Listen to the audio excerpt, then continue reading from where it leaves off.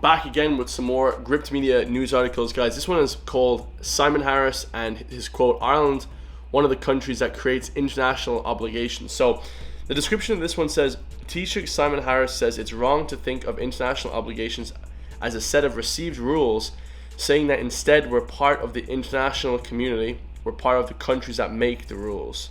So yeah, this is completely wrong. I'm going to explain why in this video. Make sure to like, comment, subscribe. Go over to my Patreon. Help support me on Patreon, guys, with €5 a month. I'm going to be putting out a ton of different political videos as well. So let's go.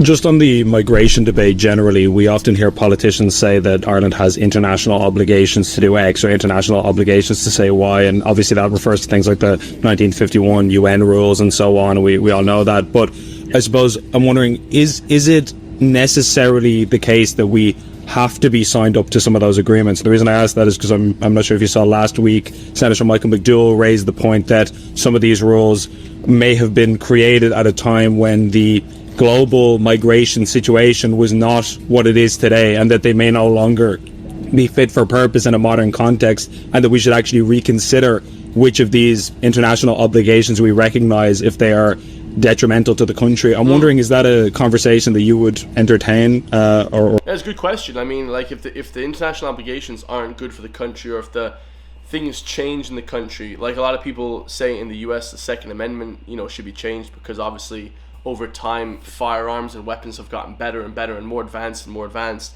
And who's to say somebody might invent a weapon that, one click with your finger and it might vaporize an entire country? Should people have access to those kind of weapons? So yeah, things should change over time, guys. Obviously, constitutions should kind of remain the same, but international obligations seems like we're not part of a community making these international obligations. We're just being told to do it, guys. Obligations in itself means you're obliged to do something. You have to do it, or else you're gonna face sanctions, right? Like, it's kind of a, it's a bit of a tricky situation we have. or consider? Well, being honest, I mean, we often talk about international obligations as though we're just receivers of rules. We're part of the international community. We're part of the countries that make the rules. So I obviously think all of these things, in terms of how rules are made, or rules fit for purpose, is of course a legitimate part of political debate. My very honest opinion on this, Ben, though, is that the bigger issue isn't international agreements. The bigger issue is how international agreements are applied and enforced. And what I want to know, as the newly elected Taoiseach of this country, is I want to know, are we out of kilter with other European countries? I want to know, are we applying the rules in the way that they are? I want to know, is our welfare system, our rules around work, our rules around accommodation, are they in line with other European countries? Because when I travel the country and when I talk to people, I do think Irish people have two very good traits. I think they're full of compassion, and I think they're full of common sense. I want to continue the compassion, but I do think we need an injection of common sense when it comes to the application of the rules around migration. That's why we took a number of decisions this week, around 10 actions, one in relation to accommodation and looking for state-owned land for tented accommodation, but also others, for example, asking ministers to report back to government with... Wait, hold up, state-owned land for tented accommodation? What? Accommodation, but also others, for example, asking ministers to report back to government within 6 weeks in terms of entitlements of international protection applicants, so that we can be compassionate and live up to our obligations, but also make sure that we're not out of kilter with other countries.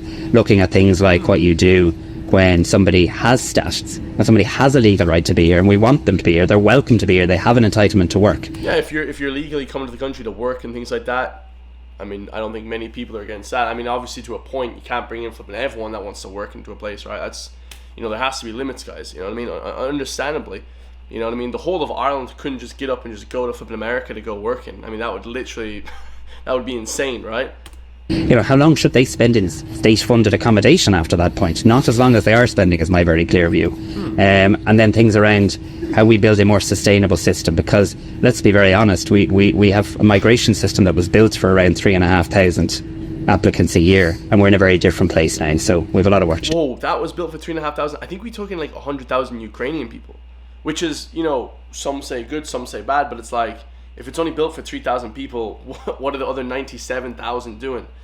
Bro, the government in Ireland is just big time losing, guys. But just on Ben, we have to move on. Conal, we have to move on, because he actually didn't answer the question, guys. And this is the problem, man. Every single person that Ben asks these questions to, I mean, I'm a straightforward guy, guys. If you ask me a question, I'm going to answer it straightforward. You know what I'm saying? And that's how mostly they should be answering it. But it doesn't seem like most of these questions are being answered straightforwardly.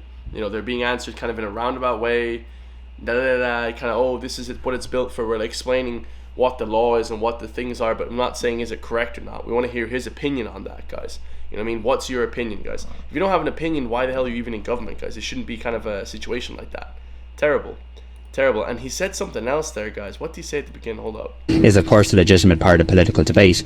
My very honest opinion on this, Ben, though, is that when he talked about the international obligations, how we play a part as the community, it kind of seems like, though, I'll be honest with you guys, the EU was great, and for a while, obviously after World War II, it was great and things like that, but it almost seemed like it was kind of starting to go the opposite direction now, where we're just getting a whole bunch of rules from the EU, and we really have no say in it. You know what I mean? We're not that big of a player in the EU anyways. Like, Ireland is like a tiny, we only have like 6 million people, maybe 7 million if you include Northern Ireland or whatever. But in terms of Ireland itself, because Northern Ireland isn't part of the EU, guys, they've exited with Brexit, Britain exit the EU, and now it just seems like Ireland's just taking all these responsibilities. It seems like we're just super at the will of like all these other massive, corporations and all this type of thing that are running the EU and part of the EU. So it seems super unfair that Ireland just has to take everything, and like I said, guys, we should definitely